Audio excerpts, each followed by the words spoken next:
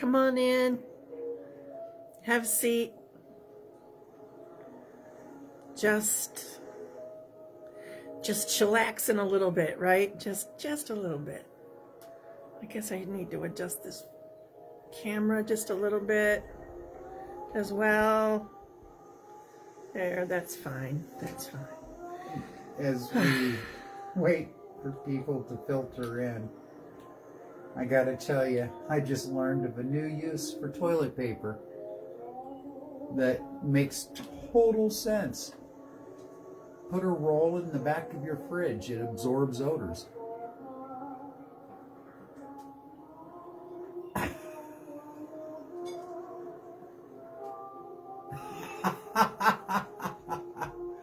It absorbs odors and excess moisture out of the air of the fridge, I guess. I guess I could see that. You know what would happen though?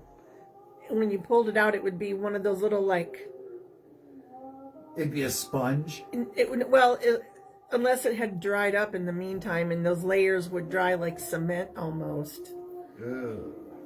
Or, like in a hotel fridge, a potential petri dish. Oh, so there goes the peaceful moment we had. Thanks, Graham. Yeah. You with the toilet talk, I'm telling you. No, I'm just teasing. That is an interesting thing. Are you going to try it? Not in my fridge, but are you going to try it? Well, whose other fridge would I try? Sneak into somebody's house? The toilet paper bag. Yeah. Why this light turns off, I don't know. The light just turned off on its own. Well. Hello, every witch. How are you? It is Friday, December 29th, and we are gathered here for 420 tea and tarot. Here we are. I'm having some tea that was gifted to me. You know, I love the... There goes that light again. Battery must be the battery. It is puka tea from, and it's elderberry and echinacea, which is one of my favorite blends from puka. And this was gifted to me by Shannon when she was here. So, I love this one. It's one of my favorite ones.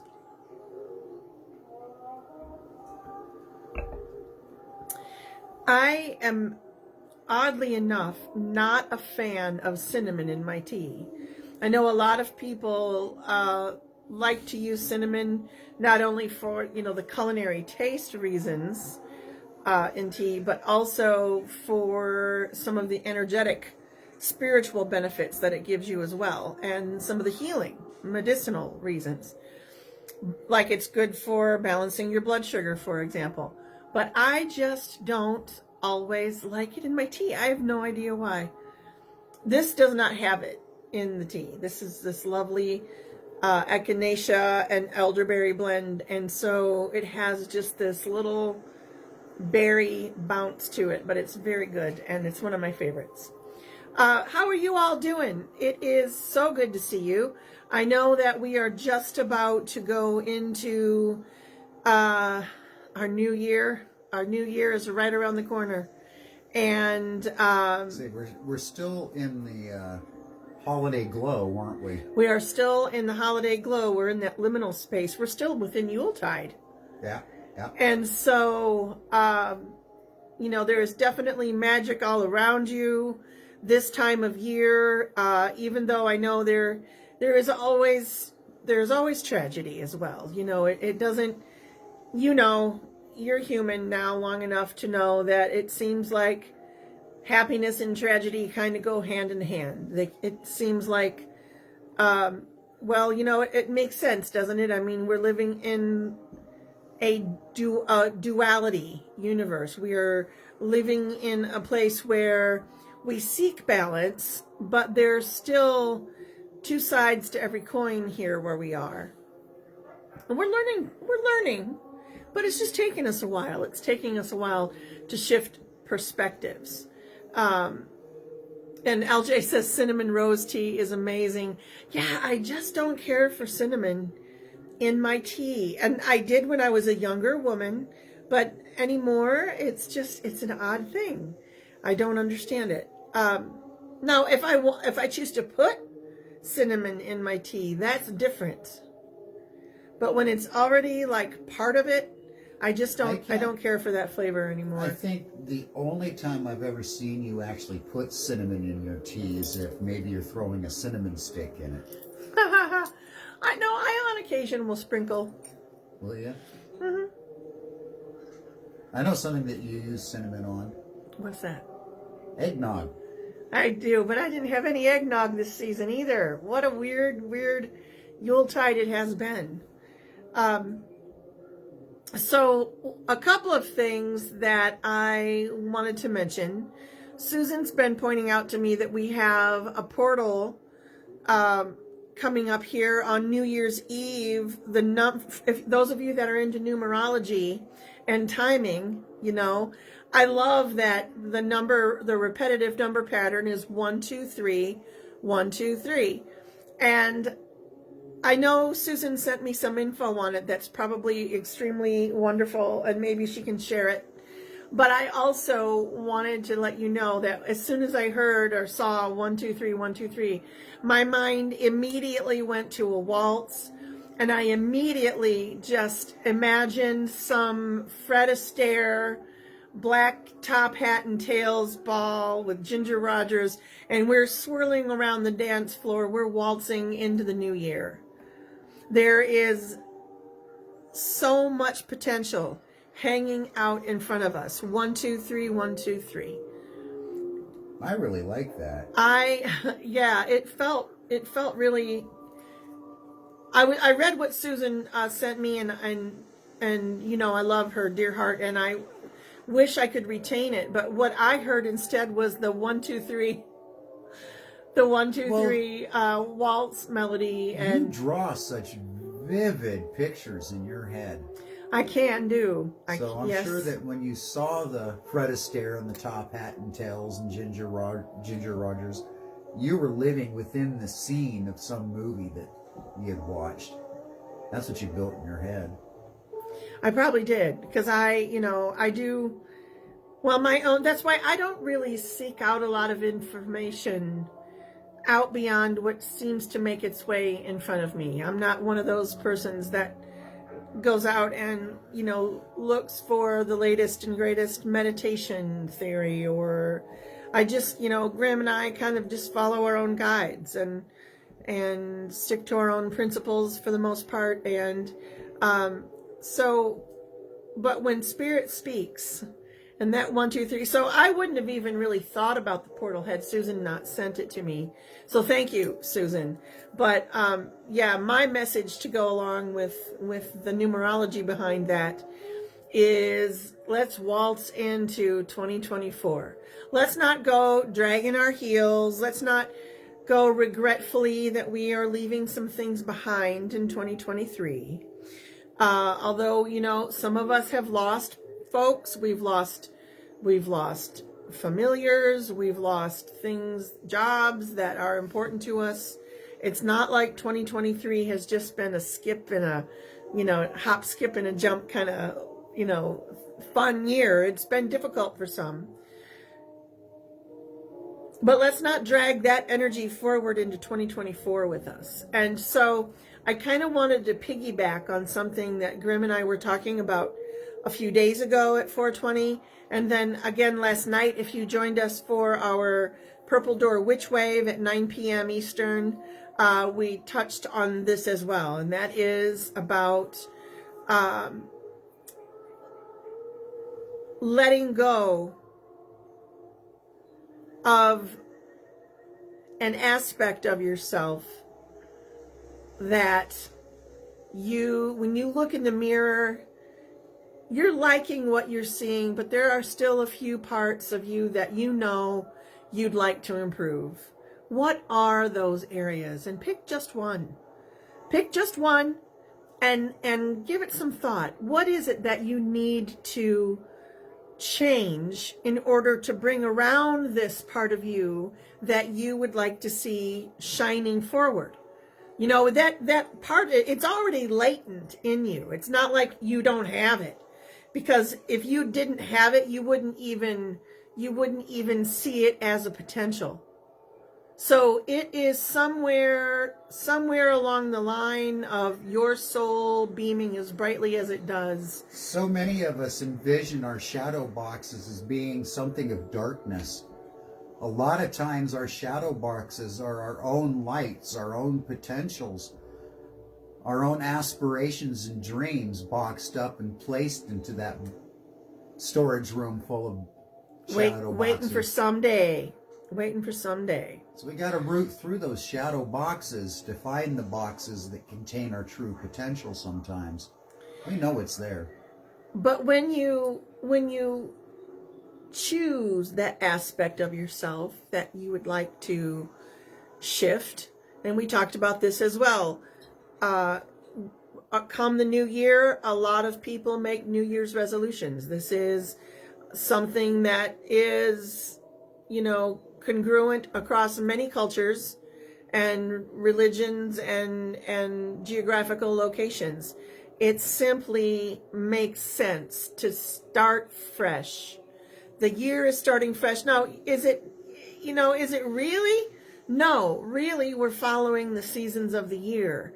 And really, these same seasons come around every year where you live. You get to know the seasons. You get to know the elements in those seasons. And so 12/31/23 is really no different than any other day on the calendar. But that numeric shift, that knowing that we all know now we're no longer in 2023, but now it is the year 2024. And this is a belief structure that was started many moons ago. And it's a leap year this goes. It's a leap year in 2024, right?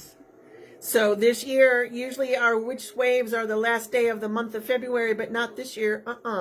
This year, there's one more day following our witch wave. So it's a leap year as well. 2024 holds a lot of goodness. What I love about leap year is it is a forced acknowledgement that the calendar that we are bound to needs to be readjusted periodically back to the celestial, back to the lunar, back to the source, the universe, that ultimate timekeeper. We have to get caught up. Yep. Our little man-made construct of time still can't quite work. No, it does in not. sync without that leap year. So, today's topic is replacement words, and I want to talk about that just a little bit, because last night at the Witch Wave we were discussing, Grim had you all, or us all, write one word down on a slip of paper, and that was the one word that we were going to release and let go of in 2023. And so the way I look at it is, last night we started the process of letting go of that word, whatever that word is, right? Whatever that limitation or shift that you, when you look in the mirror, you say, these are the things about me that I love, but this is an area I'd like to improve. I personally would like to be more physically active than I am. I have placed, get healthy, lose weight on my New Year's resolution list in the past. But I started realizing that, a lot of us go into the new year with these resolutions because it's almost a societal expectation. Oh, what's your New Year's resolution?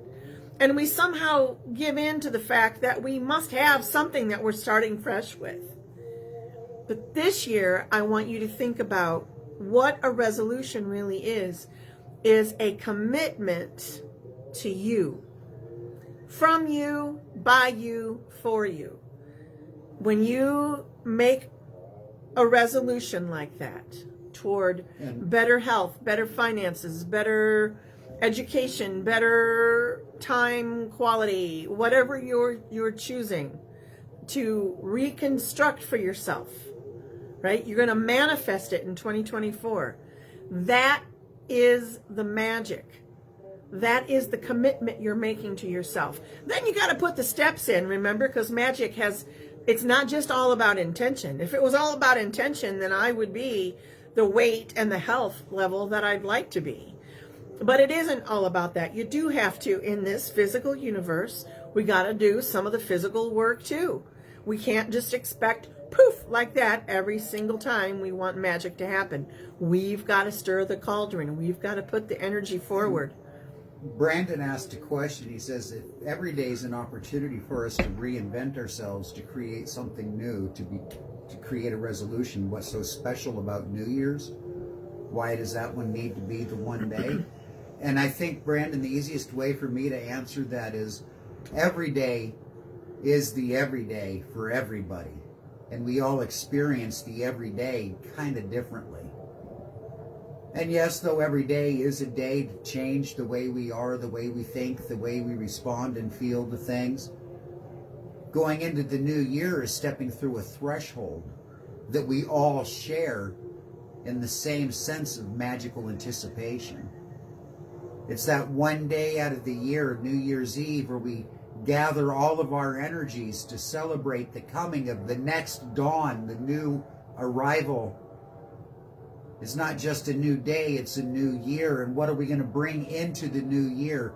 As we step through that threshold, what version of ourselves are we going to walk through the new year? And really, I think for me, a big part of it is the number of people that observe that shift. Yes. And so therefore, where two or more are gathered, right? Well, if we are across the globe gathering in celebration of starting a brand new year, turning the calendar and starting fresh, yet again, as a global society.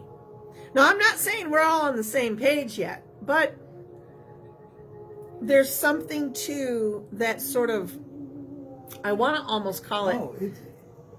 Every day there's millions of people celebrating a birthday. Right. And they're all making wishes. Right. And throwing those out there.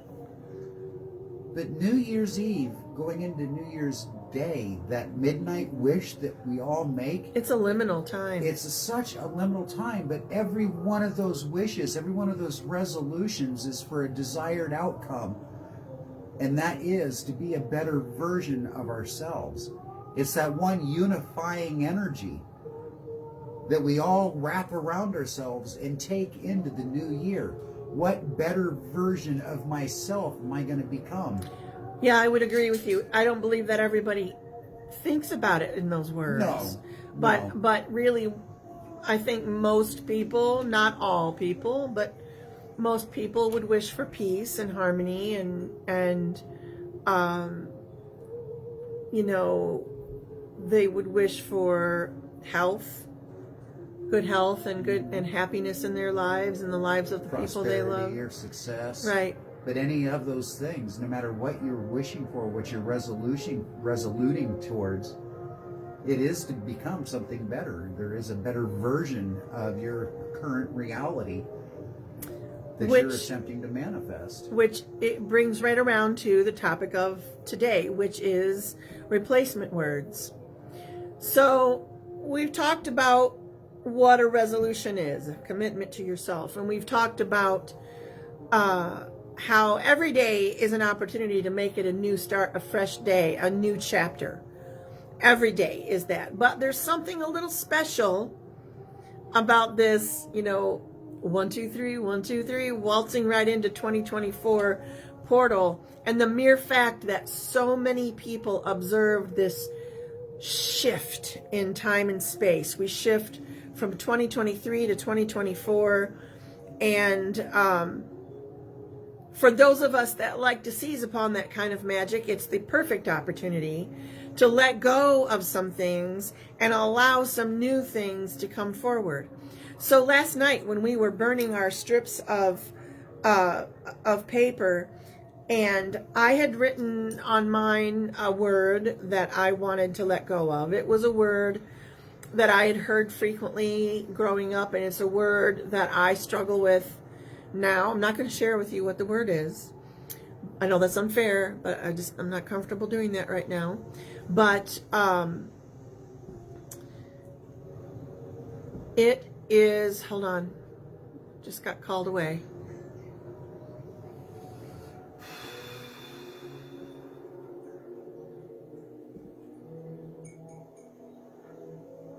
Oh my goodness, now I'm forgetting where I was at.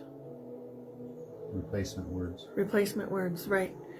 I scribbled my word on my paper, and as Grim burned the paper, I was thinking about letting go of this part of myself. And the number of times I had heard that word as a child and growing up, and how even though I wouldn't necessarily apply that word to myself, somehow it became attached to me.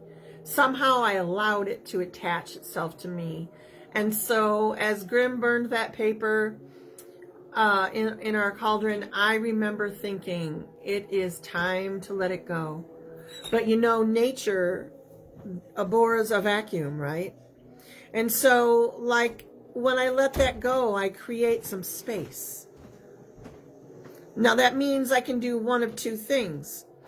I let that go and space is created. I can let some of the other things around it relax and fill in the gaps, or I could put in a few new replacement words. So, what do I mean by that? Well, what word is the word that you were going to let go? Is it the word, oh God, I keep hearing it, so I'm going to go there. Is it fat? If you think that you're fat, is this something that you can let go of? Because, you know, you're really not. I mean, yeah, we could all tone up a little bit and lose some weight, but you're very hypercritical about yourself in that regard. And so let's replace that word with fit. And every time you look in the mirror and you say to yourself, oh God, I am so fit. Start turning your words around. Replace the words that encumber you. Replace the words that you have used to thus far describe who you are. Because if you're wanting to let go of a word that, you know, you could boil, if you could take that one personality trait that you want to shift around about yourself, so and boil it down to one word. What is that one word? And as you let it go, dissolve, burn away, what new and positive word are you going to replace it with? So if you live a life of fear, and that's the word that you put down, we want to replace it with courage, is what you're saying. So when we're feeling those moments of fear, when we're saying we're so scared, I'm so scared, we need to train ourselves. I'm so powerful, I'm so powerful, I am confident, I'm so confident. I am confident. Throw away that negative word. Get rid of the negative word. You have used that word. You've overused that word. Admit it. You have used it to criticize yourself. You've used it to hurt yourself and other people. You've used it to limit some of your choices and who you are. You've used it to define in some cases. And then, like, here's a new word for you, a gussy word, guiltify yourself. Because you somehow go, well, if that person thinks that of me, then that must mean that I am. And somehow we internalize this stuff. Some of it isn't even our own, and we've internalized it. Grimmer, you have something to say? I had a realization today. I can sometimes be a very assumptive person. I just assume certain things are going to be or turned out this way or will. And I realized as I was thinking about that a lot of my assumptions are based off of my own shadows, my own. If I assume somebody's going to let me down, that's not me projecting their failure. That's me projecting my own fear, my own shadow that I'm going to be let down. So now I'm throwing that out there. So my assumption of they're just going to let me down anyway is a self-fulfilling prophecy brought on by my own shadow. What would the word be if you could take everything you just said and kind of tease it down to one word that you could let go of? Control. Control. So for you, you feel controlling when you think about those moments? I allow one of two things to happen. Is either I completely lose control of the situation, or I over control the situation. Okay. So if control is your word, and in some cases, control might be a positive word for some of you. Right. You know, See, some of you that are learning how to establish boundaries and set those parameters for yourself. but I'm going to replace it with the same word. I like that. I like that. Because you my mean relationship to the word control, my emotional definition of the word control that needs to be tweaked, adjusted. I love that. So I'm going to release the control, but I'm going to replace it with control. But this time it's going to be more control within the flow. Right. Waltzing on into 2024, I'm telling you. Are you the shore or the wave? Oh my goodness, we haven't talked about that in a long time. Wow. You know, you say that, and I remember somebody that follows us, I was just recently reading on their Facebook page or Instagram or something about paddling in the right direction together. Mm-hmm. And it took me back to, 2020 when we first started talking about, are you in the same boat? Are you paddling in the same direction as me, or are you paddling in the other direction, and so we're going in circles?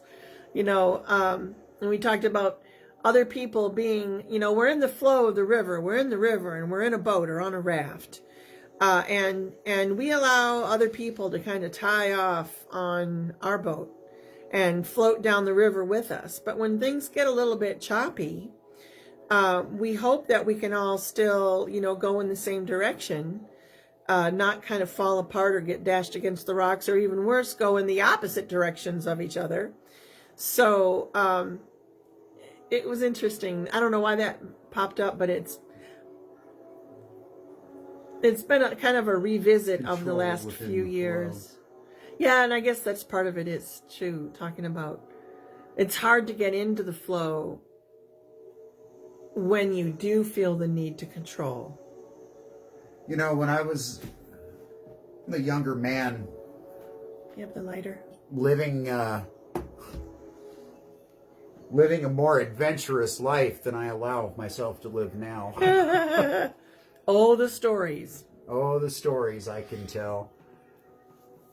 I used to live along the banks of the Dungeness River in Sequim, Washington on the Olympic Peninsula.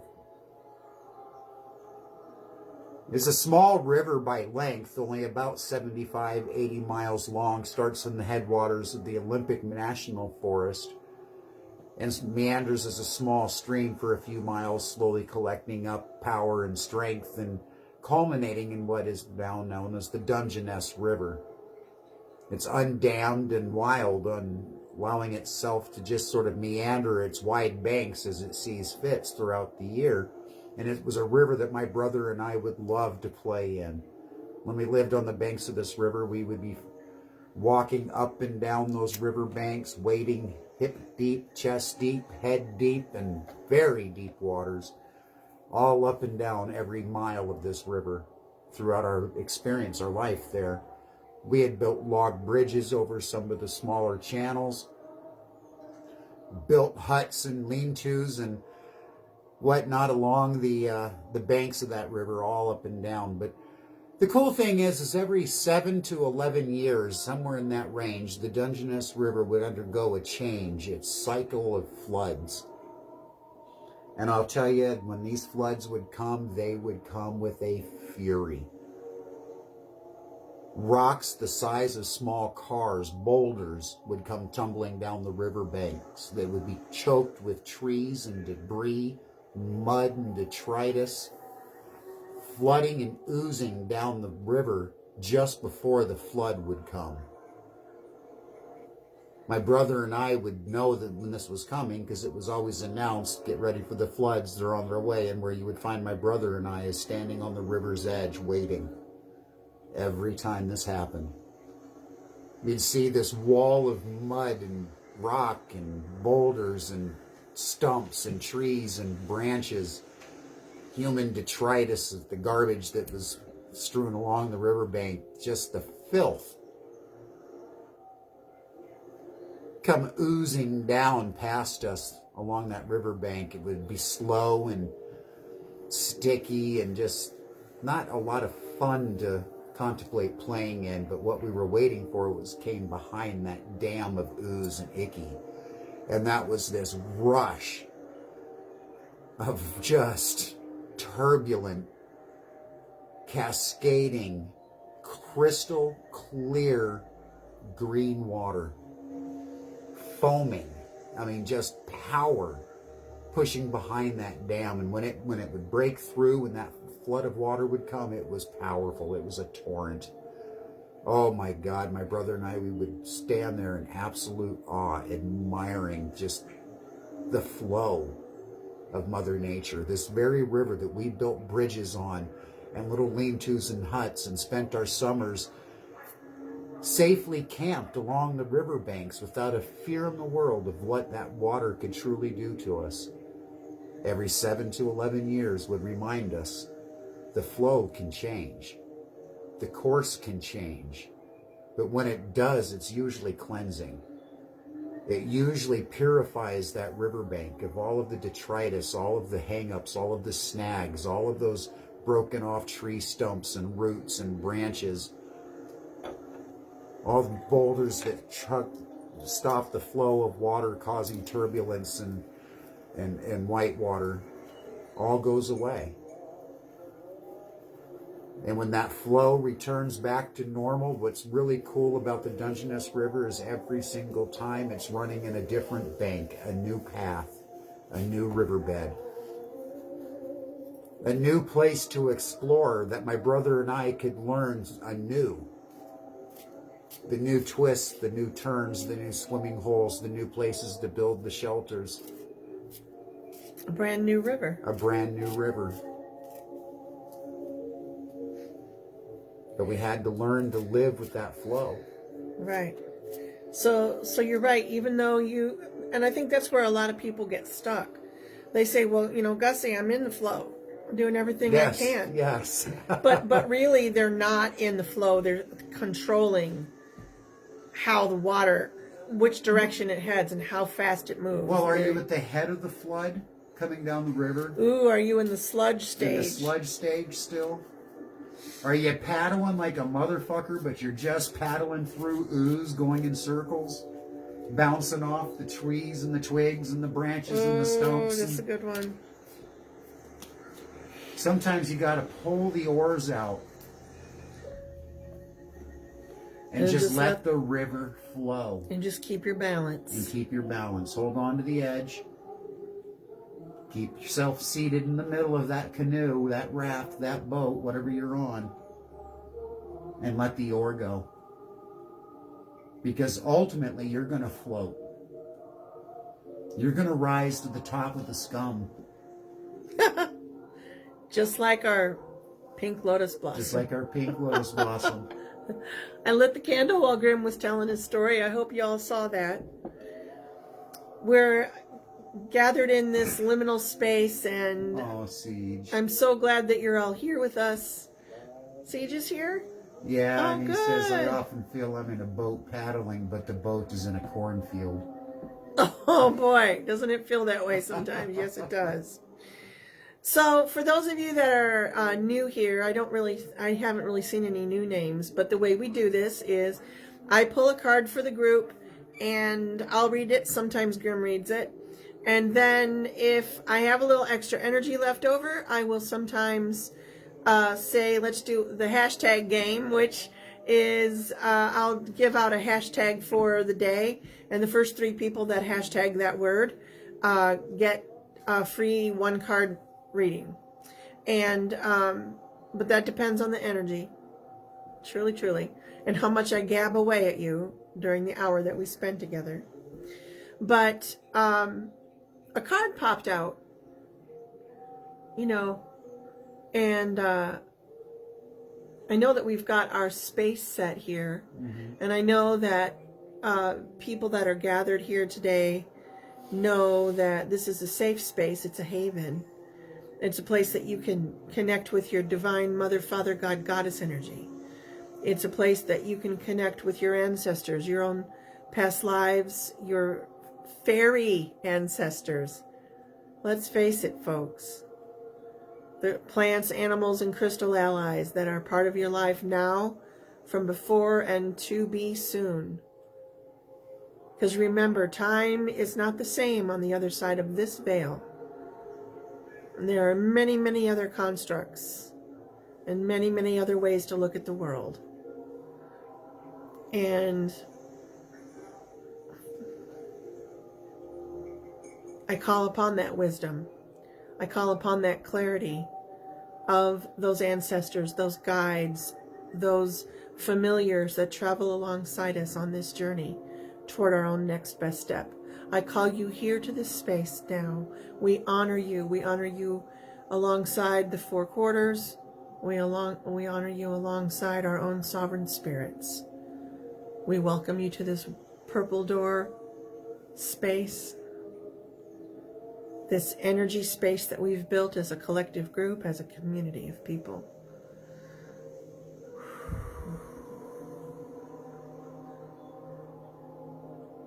May the words I say be the words that need to be heard, and may they be heard clearly and with understanding. And so it is. So the card that popped out while I was shuffling, I want to hand this one to Grim. Oh no. Well, you're doing a really good job today. I like everything you're saying is makes a lot of sense. So I just kind of wonder if maybe that card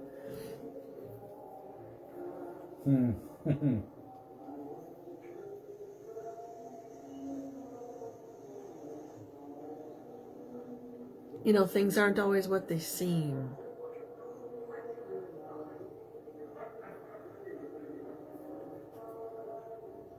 You know, it's funny. Just as you said that, I saw something in this card I've never noticed before.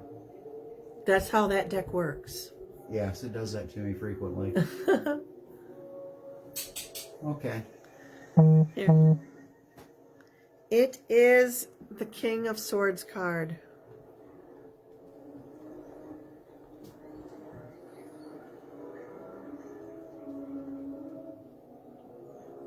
King of Swords in this setting reminds us that we are our own power, our own strength, our own connection to magic, our own connection to our divine selves, our emotional selves, our physical selves. The King of Swords is unified in those 3 areas of mind, body, and spirit. Though he doesn't sit on the throne alone, surrounding him are his allies. The raven, the wolf. He's built a pack or a flock of strength around him. So in those times of doubt, in those times of fear, in those times of weakness, in those times of fatigue, the king knows he can rely on those around him.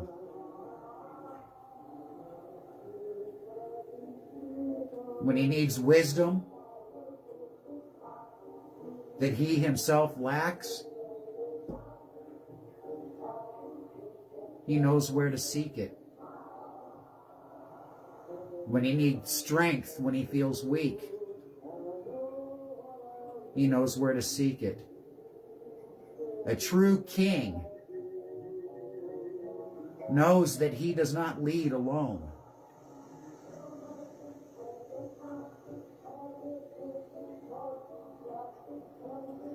To put it in the perspective of a raft on the river, too many oarsmen can screw things up. Too many people handling too many rudders can screw things up. You need a balance. And a true king knows to stand strong and firm, holding his rudder, guiding that raft, and trusting the team around him to row, because he knows that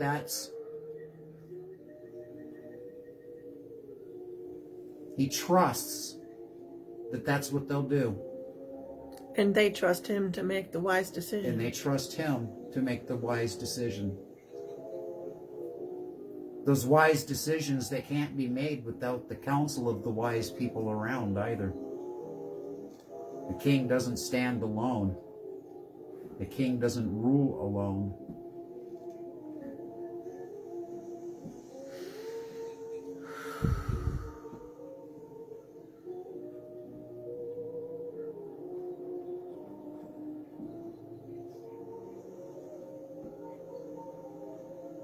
Wow, there's a really interesting shift in energy just now.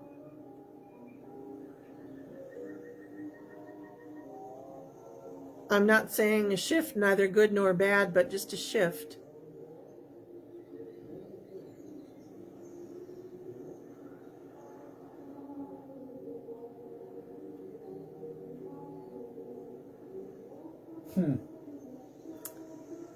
What's that, Grim?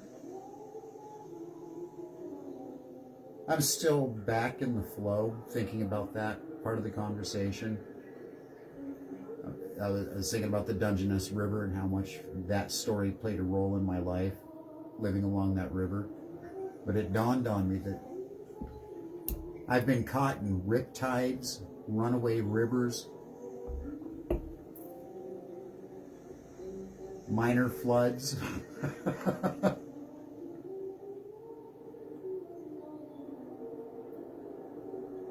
Been caught in some very scary, dire situations where if I didn't just surrender to the flow, I know I wouldn't be here today. You decided not to fight. I couldn't fight it. Hold on. I mean, because you're not saying give in either. No, not give in. It's a weird dichotomy. When I was caught in the riptide, I was a young man, 10 maybe. My mom and I got caught in the riptide in California, I'm sorry, and it was a bad one. We got sucked way out there, and if it not for my mom's calmness, I know we would have not survived that day. But what she kept telling me with each wave that would come and hit us is I needed to relax.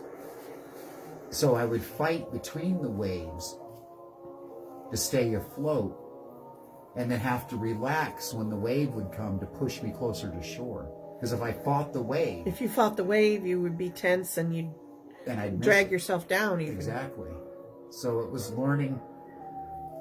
The same thing when caught in a flood in the Dungeness River and a few other experiences with the Willamette River. Fight to stay afloat.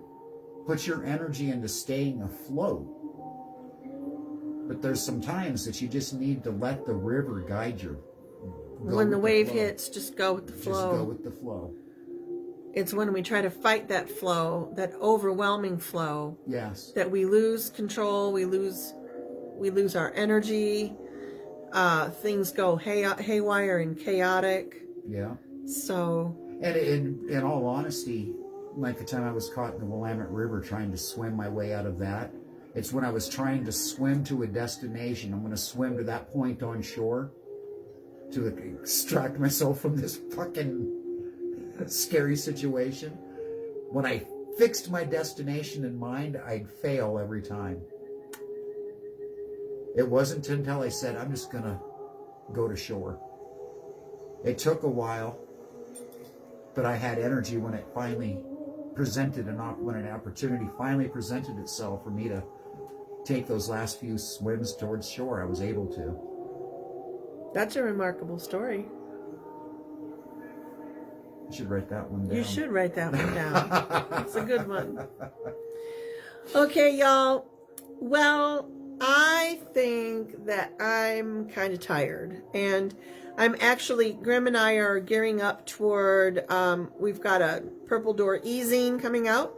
The next month, January 2024, is regarding the alchemy of the moon. And so I invite you to join us on, well, actually, it's going to be New Year's Day. So Monday, January 1st, New Year's Day, we're going to do 420 Tarot like we normally do. I know some of you might not be able to be there, but if you can, perfect. And then that night at 7 p.m. is our first Monday of the month live stream. And that is where we talk about the alchemy of the month. That's where we discuss kind of the theme that we're gonna be discussing throughout the month, focused on our witchy topics during 420 Tarot and whatnot. We're also in the process of getting our Root and Read class squared away and ready to roll for the first part of the year, and so that's taking a lot of my focus. And so I'm just gonna... It's not taking your focus. It's not taking my focus. It's where I'm allowing my focus to go. Yes. Yes, it is. But it's a pleasurable thing. It is. I don't want you to feel sorry for me. I'm not saying, oh, bummer. I'm happy to be in this space and creating and doing what I'm doing. So it's all positive. But those are ways that you can join us too. Pause for Peace every night at 9 p.m. wherever you live. Take a few moments to do some of the meditations that we have talked through together in the past, or just take a few moments for some deep breaths. Gather yourself, do a little grounding. And with each in-breath, bring in